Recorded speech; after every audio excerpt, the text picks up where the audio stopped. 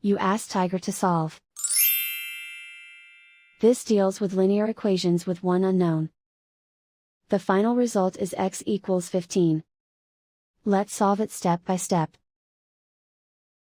Group all constants on the right side of the equation. Subtract 10 from both sides. Simplify the arithmetic.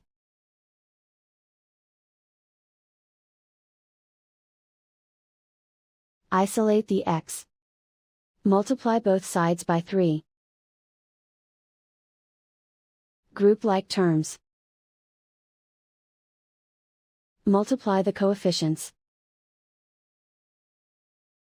Simplify the fraction. Simplify the arithmetic.